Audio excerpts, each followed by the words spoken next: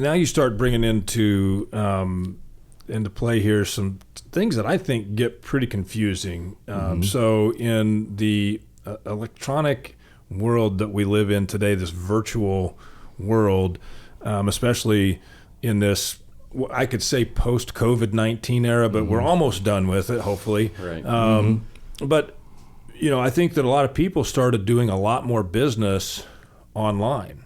Right. And doing more virtual meetings and those types of things, marketing my goods and services of, say I'm making clothing or I'm doing something, and now I'm selling it on the internet. And I'm selling in different, I'm just using maybe my Instagram account and stuff's getting purchased in states of where I don't live, and that's not where my primary business is. What constitutes a person having business in another state or doing business in another state? That's a good question. And, really it's a good rule of thumb. If you're conducting business within that state, you really should qualify or incorporate in that state to do business. But the question is, what qualifies as conducting business? If I'm sitting in my home and I'm, I'm making widgets and I'm marketing those on my Instagram accounts, and I got followers all over the world in all 50 states or whatever it is, do I have to then register in all those states because people in all those states are buying my widget that I'm making in my house? Right. Well, a good rule of thumb is that, especially if you have an employee in another state, you definitely want to qualify to do business in that state.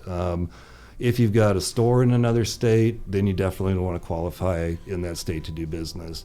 If you're doing transactions, over the web and, like an Amazon type of thing, you not necessarily have to be qualified in that state, but it's also a good idea to, we've worked with attorneys and paralegals all the time, and again, we don't like to give legal advice, right. But we basically help them. Whatever the attorney says or paralegal says that they need to be qualified in that business, then we help them get into that state. I was wondering if there was like some sort of a rule of thumb of like what a certain amount of your revenue, if it was coming from one of those states, then you've got to register in those states. But it's really just as long as you're getting set up in identified as through the Secretary of State. So one of those things too, you can sell, on Facebook or Instagram.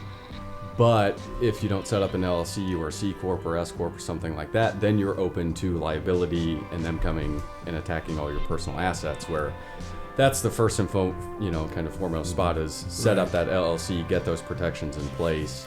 And then that's kind of where we come in and help you out, is once you get to that step.